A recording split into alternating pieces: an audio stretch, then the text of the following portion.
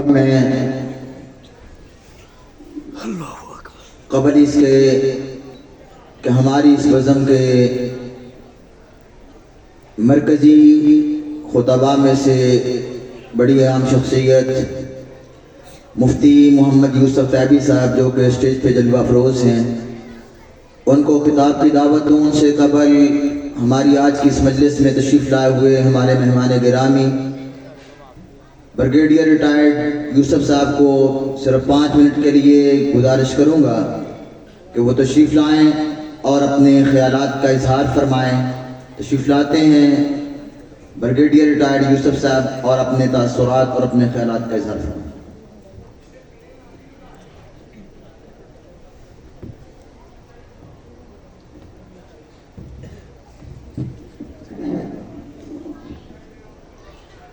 السلام علیکم ورحمۃ اللہ وبرکاتہ۔ الحمد للہ الذی خلق الانسان والقلم وعلم الانسان ما لم يعلم والصلاة والسلام على سید العرب والعجم وعلى آلہ واصحابہ الذین نصروا الحق وقصروا السلام۔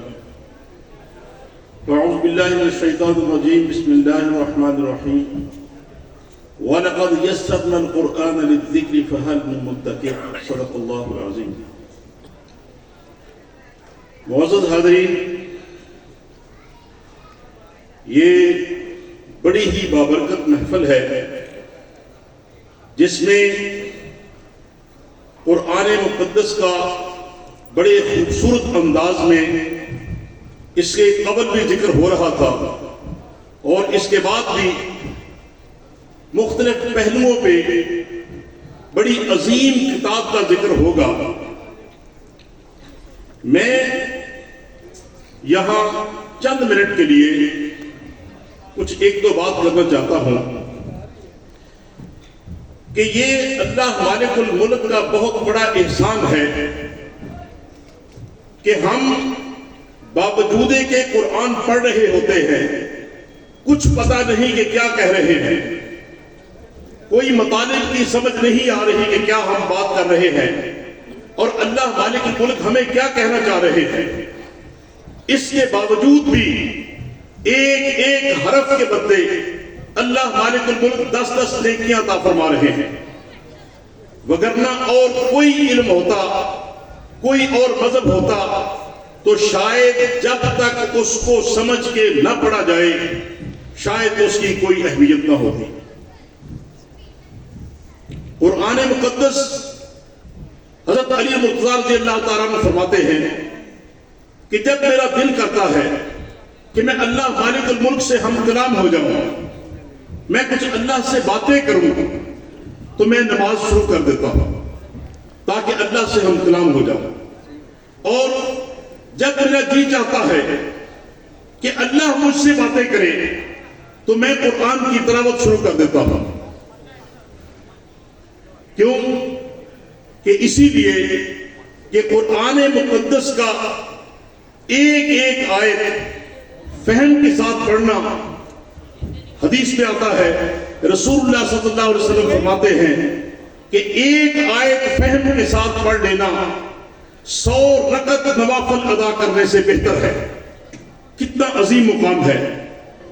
اور دیکھا جائے تو قرآن مقدس کوئی عام کتاب نہیں ہے، نہ یہ کتاب ہے عام کتاب ہے، نہ اس کا انداز کتابیہ ہے۔ تھوڑا سا غور کریں تو یہ کلام ہے، یہ آپ سے ہم کلام ہوتی ہے۔ پورے قرآن میں اٹھا کے دیکھ لیں، اللہ مالک الملک صاحب سے پوچھ رہے ہیں، باتیں کر رہے ہیں، سوال و جواب ہو رہے ہیں۔ امن خلق السماوات والارض امن یہدیکم فی ظلمات البر والبحر امن یجیب المضطر اذا دعاہ امن یبدأ الخلق فی السماوات والارض۔ اللہ پوچھ رہے ہیں کون ہے جس نے آسمان و زمین کو پیدا کیا، کون ہے جس نے پہلے تمہیں پیدا کیا تھا اس کے بعد پھر دوبارہ پیدا کرے گا، کون ہے تمہاری مصیبتوں کی تمہاری اس وقت جب تم انتہائی پریشان ہوتے ہو اس وقت تمہارے اس پہ کون آتا ہے تمہاری چیزوں کو حل کرتا ہے۔ فرما رہے ہیں افرأیتم النار التی تورون افرأیتم الماء الذی تشربون، کبھی کہا جاتا ہے افرأیتم ما تمنون اانتم تخلقونہ ام نحن الخالقون، افرأیتم ما تحرثون اانتم تزرعونہ ام نحن الزارعون۔ اللہ فرما رہے ہیں، پوچھ رہے ہیں کہ تم کھیتیوں میں جا کے بیج ڈالتے ہو، کیا تمہارے ہاتھوں کا کمال ہے؟ کیا اس میں کون سی خوبی ہے تم میں کہ اس کے اندر پھل نکلتے ہیں، درخت بنتے ہیں، اس میں میوہ جات نکلتے ہیں؟ فرمایا یہ اللہ مالک الملک کا کمال ہے۔ اللہ پوچھ رہے ہیں، یہ تم پانی پیتے ہو، یہ آگ جلاتے ہو، اس کی افادیت کی بات کر کے آپ سے پوچھ رہے ہیں۔ اسی لیے رسول اللہ صلی اللہ علیہ وسلم جب تلاوت کرتے تو کوئی آیت آتی، آیات جہنم آتی، تو آپ تلاوت کرتے کرتے نماز کے دوران حتیٰ کہ رک جاتے اور فرماتے اللہم لا تجعلنا منہم، اللہم لا تجعلنی منہم، اللہ ہمیں ان میں سے نہ کر دینا جن کی بات ہو رہی ہے۔ اور جب کبھی بات ہوتی، اہل ایمان کی بات ہوتی، اہل جنت کا ذکر ہوتا، تو آپ حتیٰ کہ نماز کے اندر پڑھتے پڑھتے رک جاتے اور فرماتے اللہم اجعلنی منہم، اللہم اجعلنا منہم، اللہ ہمیں ان لوگوں میں سے کر دینا۔ پڑھتے پڑھتے رکتے، فسبح باسم ربک العظیم، کہ اپنے رب کی تسبیح بیان کرو، فرمایا جاتا سبحان ربی العظیم۔ تو قرآن کو جب اس انداز میں پڑھا جائے گا تو پھر اس کا مزہ بھی آتا ہے اور پتہ بھی چلتا ہے۔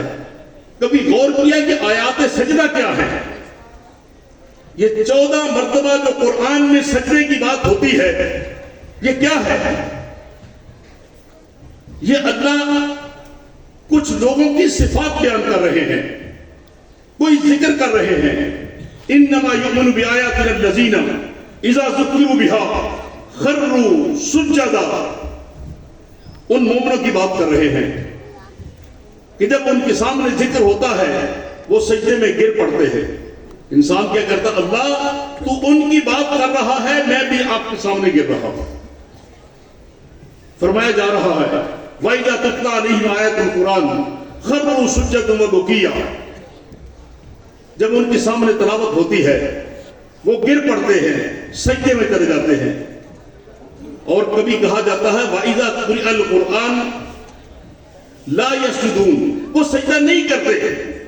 تو انسان کیا کہتا ہے کہ اللہ میں ان لوگوں میں سے نہیں ہوں جن کا تو ذکر کر رہا ہے کہ وہ تکبر کرتے ہیں، وہ سجدہ نہیں کرتے، بلکہ میں تو تیرے سامنے ابھی سجدے میں جا رہا ہوں۔ یہ 14 مرتبہ جو سجدہ آتا ہے، یہ ساری اسی طرح کی آیات ہیں جس میں اللہ رب العزت ان لوگوں کا تذکرہ کر رہے ہیں جن کو دیکھ کے ہم سجدے میں جاتے ہیں مسنون طریقے سے۔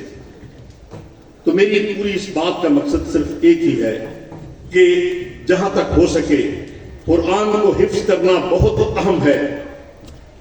اللہ مبارک فرمائے ان سینوں کو، اللہ مبارک فرمائے ان کے والدین کو جو حفظ کر رہے ہیں۔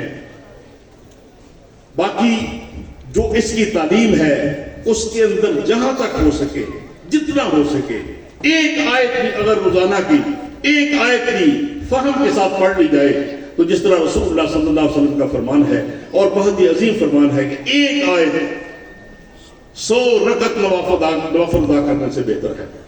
کتنا بڑا مقام ہے۔ دعا ہے کہ اللہ رب العزت ہمیں عمل کی توفیق عطا فرمائے اور قرآن کو صحیح انداز میں اس کو سمجھنے اور اس پر عمل کرنے کی توفیق عطا فرمائے۔ وآخر دعوانا الحمدللہ رب العالمین۔